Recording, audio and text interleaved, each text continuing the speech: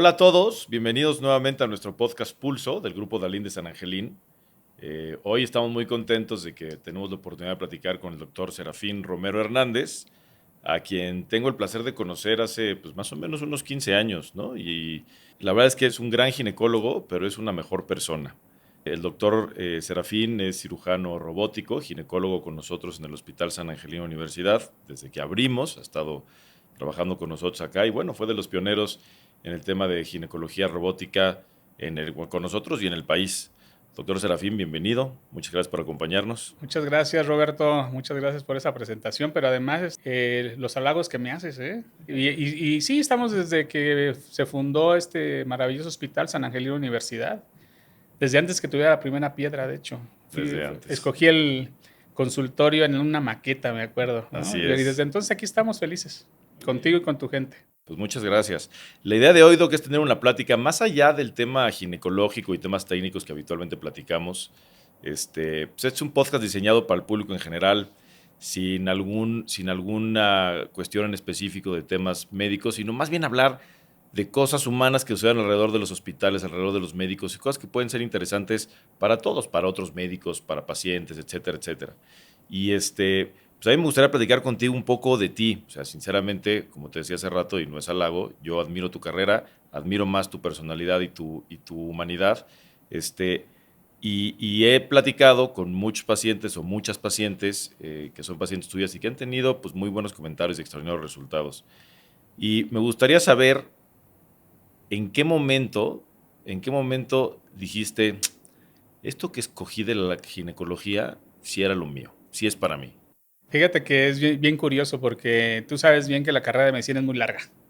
Montón de años y dentro de esos años hay un año en especial que es el internado. El internado, ahí uno se queda, para la gente que no lo sabe, es un año donde estás encerrado en el hospital prácticamente, haciendo ya prácticas como un profesional y después de ahí te vas al servicio social. Y entonces una característica del internado es que rotas por muchas áreas dentro de un hospital. Y dentro de esas áreas dentro de un hospital vas a rotar por plástica, por urología, por neurología, etcétera. Y iba yo rotando, iba yo diciendo, bueno, ¿qué me gusta más de todo esto? A mí, yo estoy convencido de que me gustaba la cirugía, algo que tuviera que ver con cirugía, pero ¿qué parte de la cirugía? Entonces empecé a rotar por cirugía general y no me satisfacía mucho, empecé a rotar por cirugía plástica, yo veía que eran horas y horas sentados y dije, no, esto tampoco es para mí, son muchas horas de tiempo.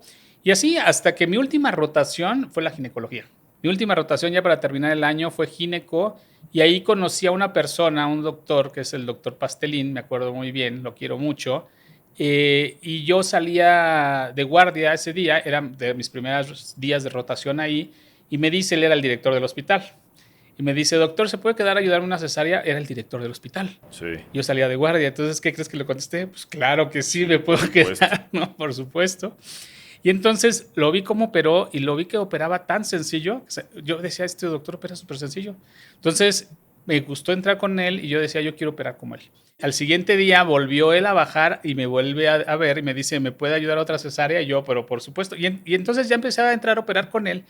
Y ahí fue donde yo sentí habilidad y destreza, tanto para las cirugías de cesáreas como para quitar un útero, que es la histerectomía, y donde se me hacía fácil. Dije, de todo lo que he rotado, de todo lo que he visto, esto me complementa, como que me gusta, como que siento que tengo habilidad, como que se me hace sencillo.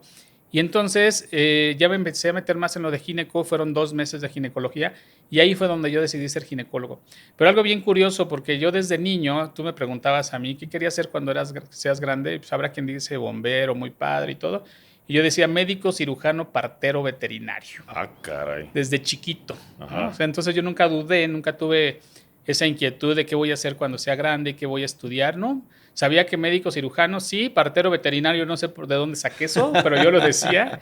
Y en el internado fue donde dije, la ginecología es lo mío, ¿no? El cómo los pacientes te reciben en un área que es su habitación, donde les da las buenas noticias, ¿no? Ya nació su bebé, que está muy bien, porque afortunadamente la gineco es una de las especialidades que damos muy buenas noticias, la Claro. gran mayoría de veces. Claro. Muy buenas noticias. Hay unas muy tétricas, pero el 90% de las noticias son muy buenas, ¿no? Te puede En los quitar tu hospitales tenemos tumor, un pasillo ¿no? feliz, que es el único pasillo donde está el cunero, ¿no? Donde hay casi fiestas, ¿no? Donde O hay sea, fiestas, exacto. las puertas ponen globos, adornos, pesó tanto, etcétera, ¿no? Entonces, es una especialidad que a mí me encanta, precisamente por eso, porque la gran mayoría de veces se dan buenas noticias. Y Oye, ahí qué fue en el bien. internado. Pues sí, es una de las pocas especialidades que tienen muy buenas noticias, pero también, eventualmente, no todas las noticias son buenas, ¿no? Y algo que, o sea, a mí me encanta la medicina, yo desde luego no soy médico, pero algo con lo que me cuesta mucho trabajo lidiar en los hospitales, en la atención de todos los días, pues evidentemente son con los temas complejos, con las malas noticias, y en el tema de ginecología, y específicamente en la atención que tú das y eso, pues siempre, bueno, no siempre, pero muchas veces hay malas noticias. Como ser humano, ¿cómo aprendes a lidiar con eso? ¿Qué haces para lidiar con las malas noticias? ¿Cómo las abordas? Mira, hay algo bien curioso también en eso. No te lo enseñan en la carrera. No te lo enseñan en la carrera y lo tienes que ir aprendiendo primero con tus maestros. ¿Por qué? Porque tú estás al lado siempre de un proctor, de un maestro, ¿no? Un maestro que tú ves cómo se dirige al paciente, que te enseña la manera respetuosa de explorar a una mujer, porque además los ginecólogos vemos cosas y escuchamos cosas muy íntimas, entonces el no expresar visualmente en la cara, hacer algún gesto o algo de desagrado o de desaprobación, porque no somos quien para desaprobar o aprobar algo. Y dentro de esa formación, ¿no? Que tú estás al lado de alguien, vas aprendiendo cómo esa persona se va dirigiendo. Ahora, tienes que tener la suerte y la fortuna de tener profesores con esa capacidad para que tú puedas aprender de ellos. Y cuando ya te toca a ti dar una mala noticia, tú ya la sabes, obviamente ya la sabes desde antes de que entre la familiar o el paciente para poderla dar. Y al principio, pues estás así con tu cerebro rumiando, ¿cómo le voy a decir? ¿Cómo la voy a abordar? Se lo digo de repente, se lo voy insinuando. Al principio es bien difícil, cuando estás muy jovencito que acabas de terminar la especialidad, no es nada sencillo, porque además es gente que confía en ti con la idea y la intención de que tú vas a sacar adelante ese problema. Y entonces, con ese entendido, ¿cómo le voy a decir que no se pudo? ¿No? Por lo que tú quieras. Y uno se siente, yo me acuerdo que la sensación de sentirse derrotado es muy fuerte al principio, pero tú mismo te vas haciendo fuerte mentalmente porque dices, bueno, hice lo que se tiene que hacer correctamente, pero bueno, tampoco eres Dios y vas aprendiendo con el tiempo y también aprendiendo a identificar la personalidad de las personas, de la gente que tienes enfrente para poder saber cómo llegar, ¿no? Hay gente que le gusta que seas muy directo y hay gente que sabes que no puedes ser directo porque Hay que las vas a saberlas tumbar. leer. Entonces eso lo vas aprendiendo conforme pasa la vida. ¿Y cómo lo abordo? Pues ahora ya lo abordo de una manera más madura, pero al principio sí llegaba yo a la casa triste, sí llegaba yo a contar a la familia que pues no había sido un día bueno porque había tenido que dar una mala noticia y que no sabía ni cómo darla. Ahora no, ya he madurado esa parte y sigue siendo teniendo una sensación de tristeza también, pero ya mucho más madura, ya me dirijo con mucho más dirección, con mucho más temple hacia dar la mala noticia, ya sea al familiar o a la misma paciente, ¿no? En caso de que sea ella. Un cáncer, por ejemplo, ¿no? Un bebé con alguna alteración fetal que no es nada bonito. Y bueno, siempre ponerse de una manera muy empática con la familia y con la persona. Yo creo que eso es fundamental. Y es lo que he ido aprendiendo con el tiempo. Y de esa manera lo logro sacar adelante. Pero no es nada sencillo al principio, ¿eh? Nada sencillo. No, no, me imagino que son cuestiones complicadas, momentos difíciles y pues sí, tienes que saber leer a la persona, ¿no? Entender qué es lo que quiere, qué es lo que espera, Sí, ¿cómo cuál es dirigirte su a ella? personalidad. Sí, no, yo creo que yo no sería bueno para dar esas noticias. Porque tú sabrás también que hay gente que es muy brusca, ¿no? Hay gente que es muy agresiva, incluso como familiares, en donde piensan que tú lo vas a poder lograr y no lo hiciste. Y hay historias tristes, ¿no? Y también historias de miedo donde el familiar se pone agresivo y es difícil. Por eso hay que aprender, ya lo dijiste tú muy bien, hay que saber leer a la persona. Oye, y bueno, me puedo imaginar también la responsabilidad que sientes cuando tienes un problema de estos en donde no tienes certeza del resultado, porque como dices, pues solo Dios tendrá certeza del resultado. Pero sí tienes que usar pues, toda tu sapiencia, todas tus habilidades para poder sacar ese problema adelante. ¿Cómo manejas esa responsabilidad también? O sea, ¿qué responsabilidad sientes cuando estás frente a un problema de estos en donde no tienes certeza del resultado? Fíjate que ahí tienes que apoyarte de tu grupo.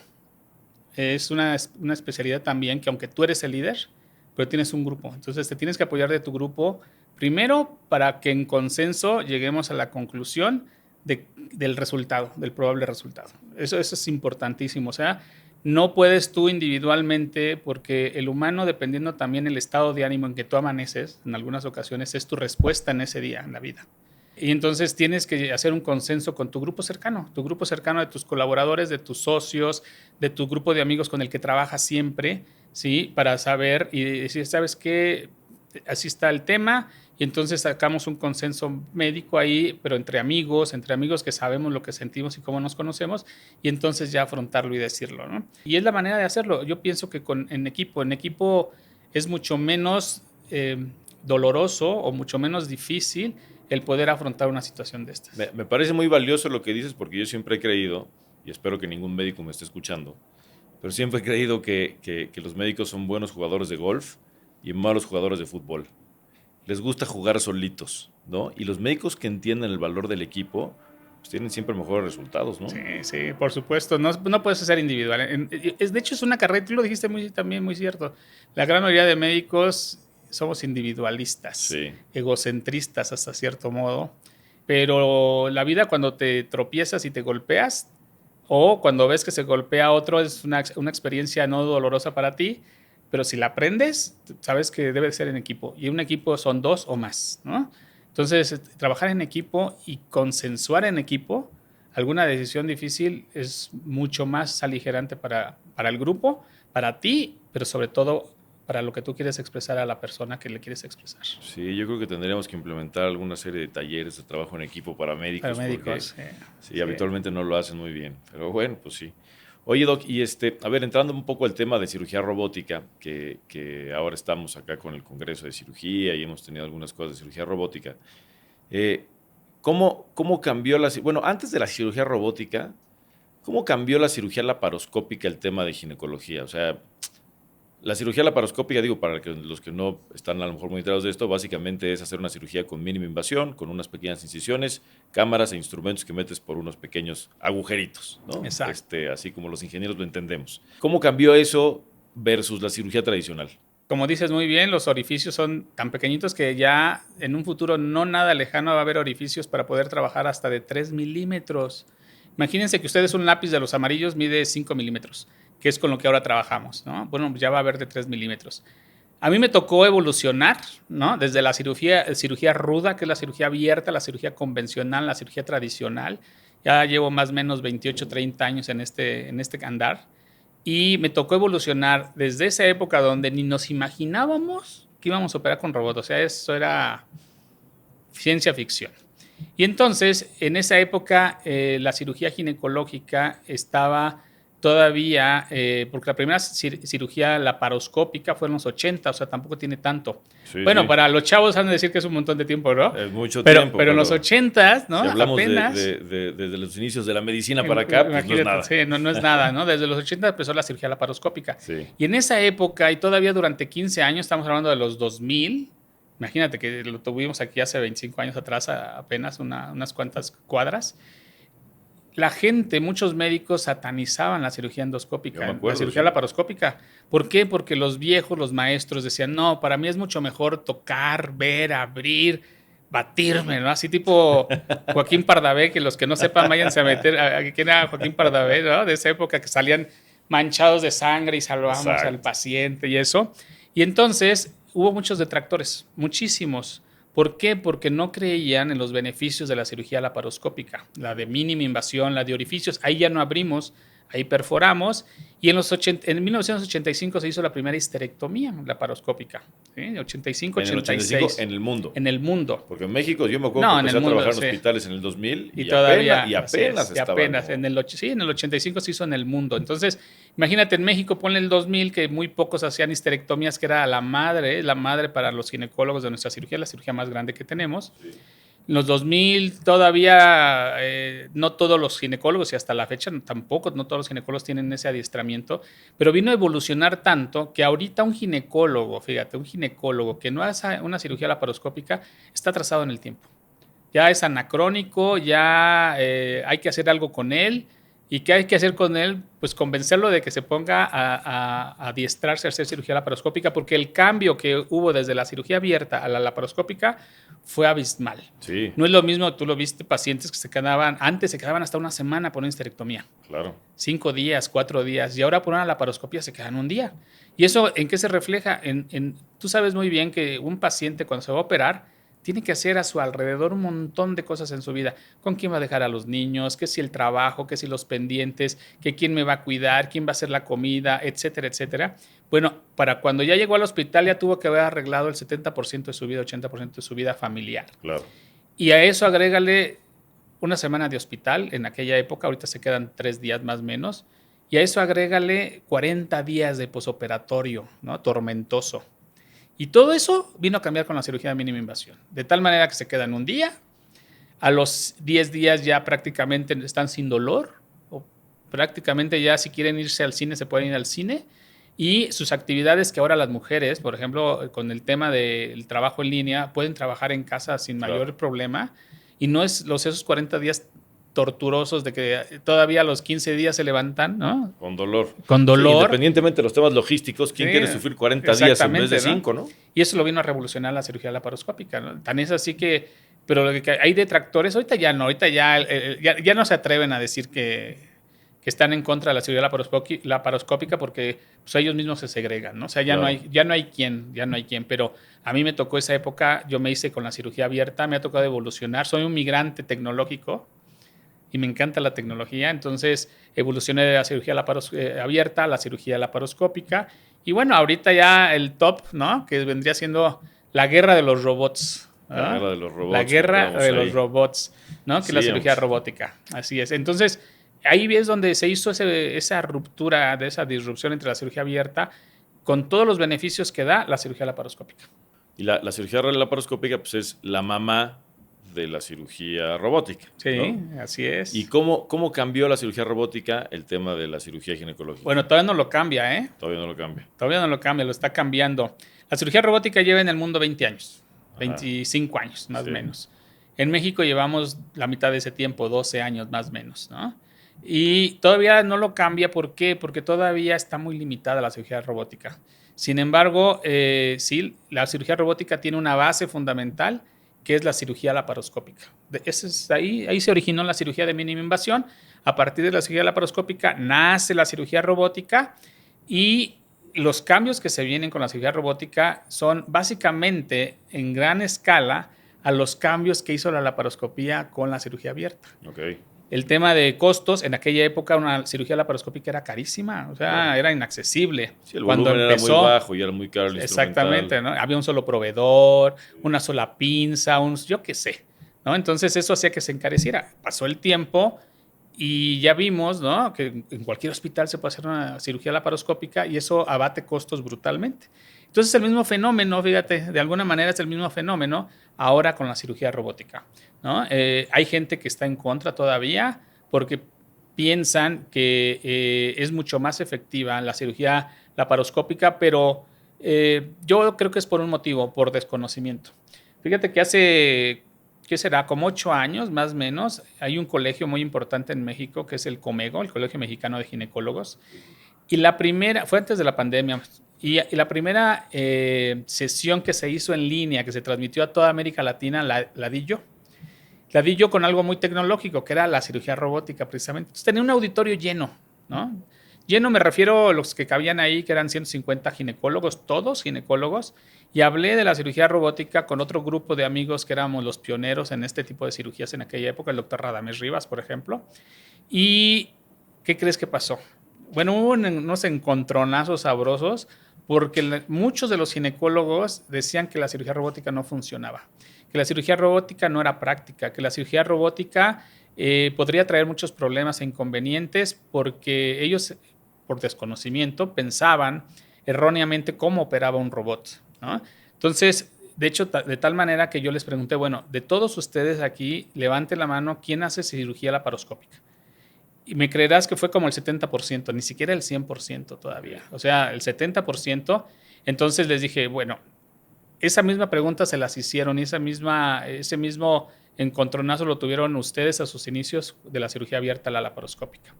Bueno, ahora, para que ustedes puedan hablar de cirugía laparoscópica contra la cirugía robótica, tienen que aprender las dos cirugías. Tienen que saber hacer las dos cirugías para que pueda hacer la definición o la diferenciación entre beneficios de una y de otra, ¿no? Entonces, ¿a qué voy con esto? De que todavía hay gente, ¿no?, que se resiste a los cambios. Siempre va a haber gente que se resiste a los cambios. Siempre, ¿no? A la modernidad también, porque es más cómodo estar así sentaditos platicando bien a gusto, a irse a preparar mucho más para hacer otro tipo de cosas. Entonces, la cirugía robótica actualmente está empezando a hacer cambios en la ginecología, y esos cambios se van a ver mucho más en unos 5 o 7 años. ¿Y cuáles van a ser esos cambios? Yo creo que ahorita los vamos a platicar.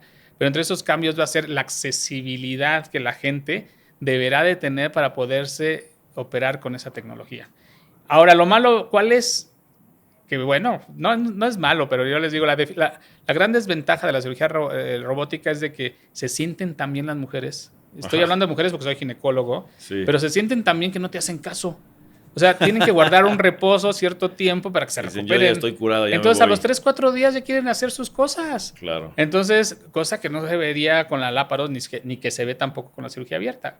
Sí, bueno, no tienen heridas externas, Así no sé es. pero internamente, Hoyitos, pues sí, hay cosas que claro. tienen que llevar su tiempo para cicatrizar. Eso no se puede adelantar. La cicatrización es un proceso fisiológico que no puedes adelantar. Hay que darle su tiempo, ¿no? Ya las viejitas, nuestras abuelitas, así por eso decían, tienes que cuidar tu cirugía, mija, porque te va a salir una hernia. Aquí no salen hernias, con la cirugía robótica no salen hernias, porque no abrimos, perforamos también, pero sí hay que cuidarla. Oye, ¿y qué crees que deba de pasar para que se adopte más el tema de cirugía robótica en México? ¿Será un tema de costo?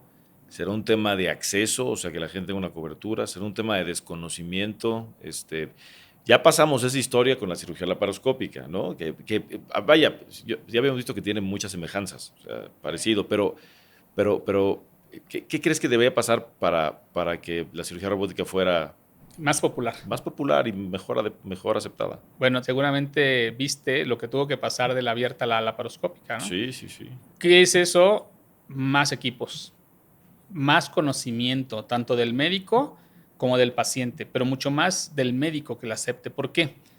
Porque tú como médico, el paciente se entrega a ti y te dice, tengo este problema y usted es el experto, usted resuélvamelo, ¿no? Entonces tú como médico sugieres lo mejor que pudiera existir para ese paciente. Y dentro de esa sugerencia está el tipo de cirugía. Si tú no conoces la cirugía robótica, si no te preparas en cirugía robótica, pues nunca la vas a proponer, ¿no? Entonces, es un hecho lo que sucede con la laparoscopía. El que no te propone una laparoscopía es porque no sabe hacer laparoscopía. Claro. Y lo mismo sucede con la robótica. Entonces, yo creo que una barrera que hay que romper es precisamente el desconocimiento, el que los médicos se incorporen y se suban al tren de la tecnología para aprender a hacer cirugía robótica. Sí tienen que ponerle mucho tiempo, sí tienen que ponerle tiempo, tienen que ponerle presupuesto, tienen que ponerle espacio dentro de su vida normal para aprender eso, como cualquier cosa que aprendemos en medicina, pero eso es lo primero, que ellos aprendan, sepan y se acerquen a la cirugía robótica para que la puedan promover y ofrecer a sus pacientes como una alternativa mucho mejor que las otras dos maneras. Eso es una. 2, que se haga más popular. ¿Y cómo se hace más popular? Pues con más equipos, con más marcas, con más competencia. La competencia es fabulosa para todos. La hegemonía de una sola marca, pues sí, seguramente en un tiempo será exitosa porque no hay más. Pero una vez que viene la competencia se abaratan costos y se mejora incluso la tecnología. ¿Por qué? Porque ahora tengo que hacerlo mejor, ¿no? O sea, darlo más barato y hacerlo mejor. Entonces, 1, conocimiento. 2, accesibilidad por aumento de la oferta, ¿no?, de los equipos. Y 3, el hecho, y ya después de ahí se viene la cascada. Pienso yo que se viene solita la cascada. Gente que conoce, gente que aprende, gente que la promueve, la competencia entre las empresas robóticas, y eso abarata costos. Claro. ¿Sí? Y abarata costos y mejora tecnología. ¿Por qué? Porque tienes que ser mejor para poder competir con el otro. Sí, entiendo que sí hay temas de desconocimiento y hay ciertos tabús, por ejemplo, que es carísimo, ¿no? La cirugía robótica. De esas cosas sí sé, porque hace algunos meses me tocó defender un caso con una aseguradora de una cirugía robótica de una histerectomía justamente. Y pudimos demostrar cómo la historia de las cirugías laparoscópicas en nuestro hospital para cierta aseguradora era más cara que la cirugía robótica, ¿no? Pues porque a lo mejor era más sencillo, menos tiempo, y además, bueno, pues nosotros en los hospitales queremos impulsar la democratización de la cirugía y bueno, pues claro que apoyamos con el tema de costo, etcétera, pero eso sí es un tabú, ¿no? No es más caro. Otro tabú que escuché el otro día es que alguien dijo, yo no quiero que me opere un robot, yo quiero que me opere un doctor, ¿no? Entonces esa también está compleja. ¿Qué le dirías a la gente que no conoce bien el tema de las cirugías robóticas? Algo que también ayuda mucho lo que estás haciendo, este tipo de foros, Sí. este tipo de promoción, este tipo de información a la gente, ¿no? Porque van dirigido esto no va dirigido totalmente a los médicos, va dirigido a la gente que nos ve, nos escucha, y eso es información. Entonces, eso es una cosa también que va a hacer que la cirugía robótica avance y cualquier otra tecnología. Entonces, ahora, esto del robot es muy cierto, porque a mí me han preguntado pacientes, oiga, pero pues ¿me va a operar usted o me va a operar el robot? ¿No? Todavía Entonces, no, en un futuro quién sabe. Sí, en un futuro quién sabe. Esperemos que tarde. Pero ¿qué sucede ahí? Que la gente piensa que el robot es como un Arturito, ¿no? De las guerras de las galaxias, que es un androide, un hombre ahí metálico que se mete y hace travesura y media.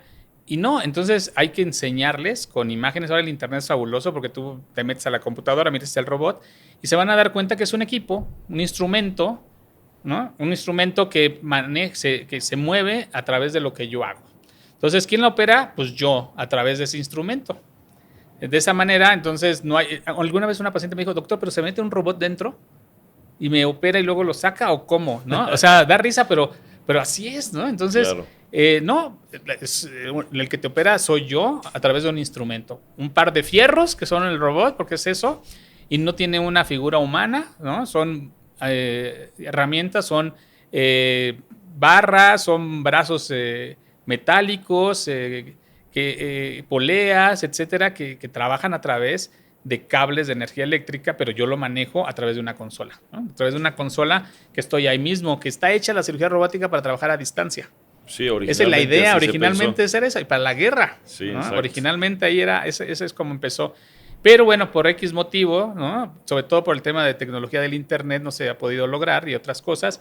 Pero entonces yo estoy ahí mismo en la sala, ¿no? Yo estoy en la sala de quirófano, ahí vestido con uniforme quirúrgico y todo, operando con a través de una consola como de Nintendo, ¿no? Más grande, ¿no? Como de un Nintendo.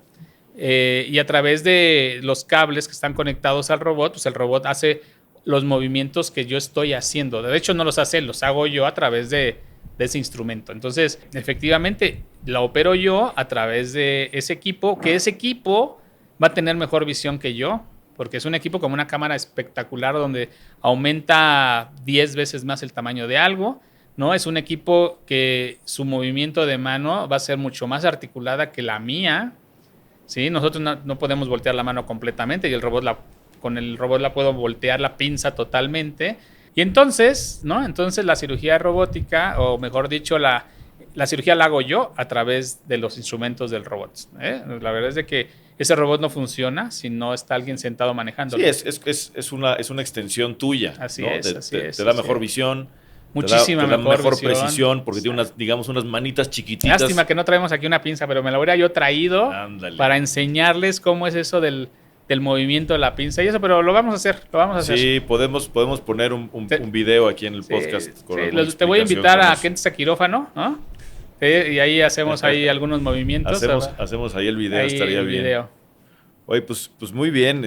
La verdad es que nosotros hemos estado impulsando el proyecto de cirugía robótica hace ya unos 7 años. Hemos tenido la fortuna de trabajar con 2 marcas diferentes. Y como tú dices, yo también creo que entre más competencia haya, más se abre el mercado.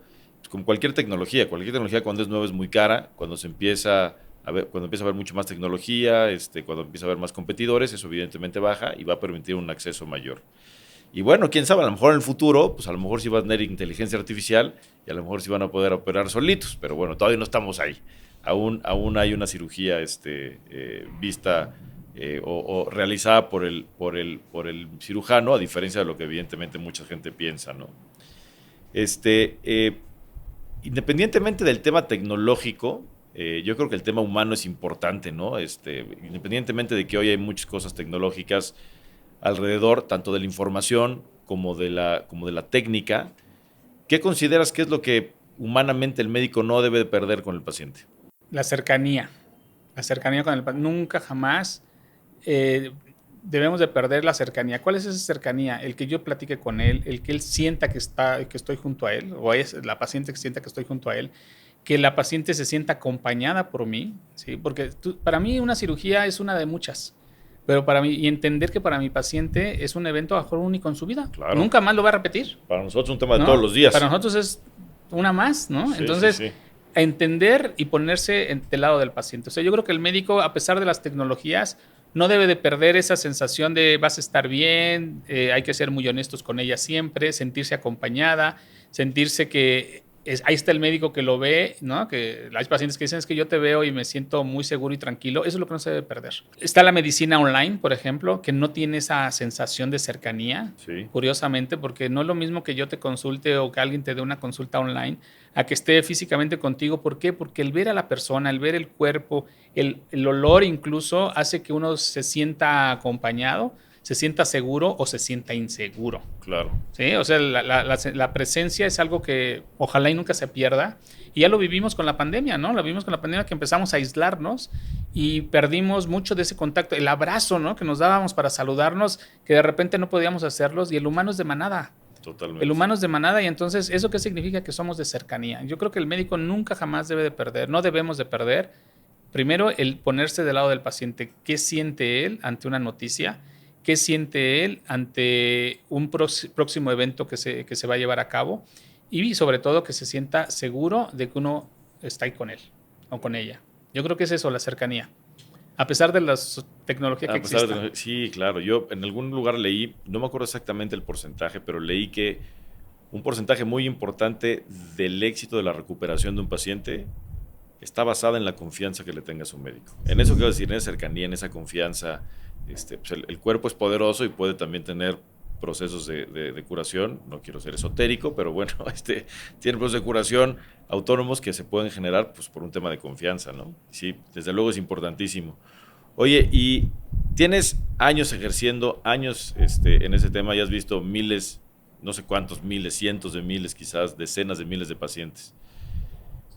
Y si tuviéramos que dar un mensaje así como un mensaje a la comunidad, ¿no? ¿Qué le dirías a las señoras? Oigan, a ver, paso A, paso B y paso C, para evitar lo que tú ves en masa, ¿no? Que es un tema de salud, que eventualmente de salud pública. Digo, no es que vayamos a cambiar acá nada, pero ¿qué consejo le darías a todas las mujeres que nos están viendo para el tema del cuidado de su salud?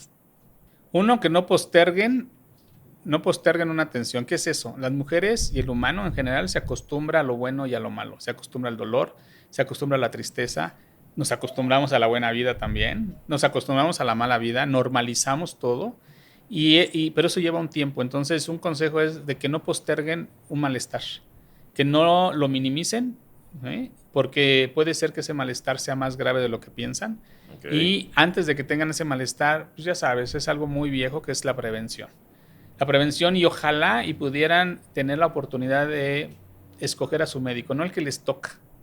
Ojalá y pudieran tener la oportunidad de escoger a su médico, porque entre que lo puedan escoger, entre que no posterguen un malestar y entre que no minimicen ese malestar, yo creo que la prevención ahí está cubierta. Bueno, si tienen que escoger, pues que vengan contigo. Aquí estás en el Hospital San Angelín. Estamos en el Hospital San Angelín. Búsquenlo online y ahí buscan al doctor Serafín Romero y lo encuentran de volada. Exacto. Muy bien, Doc. Oye, pues el tiempo se nos acaba en este tema, pero yo estoy muy contento de poder hacer estas cápsulas y poder platicar con gente que quiero, además de que admiro. Muchas gracias por el tiempo y algún mensaje que nos quieras dar a la gente que nos escucha. Mira, ¿por qué sigo yo aquí en San Angelín? ¿No? Uno, me siento en casa. Tú alguna vez me lo dijiste, esta es tu casa. Y a lo mejor me lo dijiste en esa época como cumplido porque apenas nos conocíamos, seguramente, ¿no? Pero ahora ya cuando me lo dices ya no lo siento como cumplido, ya lo siento como que es algo real y así me siento. ¿Pero por qué me siento así? Uno, por el trato que se me da a mí y que ese trato que se me da a mí se refleja a mis pacientes. Es básico. ¿Por qué estoy aquí? Pues porque atiendo pacientes. ¿Y por qué Claro. las atiendo aquí? Habiendo tantas oportunidades y opciones en el mundo, ¿no? Para poderlas atender. ¿Por qué aquí? Precisamente por esa atención y ese trato que se extiende hacia mi paciente. Y si mi paciente está bien y está a gusto, yo estoy bien y estoy a gusto. Entonces, ese sería mi comentario final con relación a tu grupo, a este hospital y el sentirme en casa. No, bueno, pues muchas gracias por el cumplido. Muchas gracias por acompañarnos y bueno, pues muchas gracias a todos por escuchar este podcast. Pues nos vemos en el siguiente capítulo del podcast de Pulso de DESAI. Muchas gracias, Doc Serafín. Gracias a ti, Roberto. Nos Saludos a vemos todos. pronto. Gracias. Hasta luego.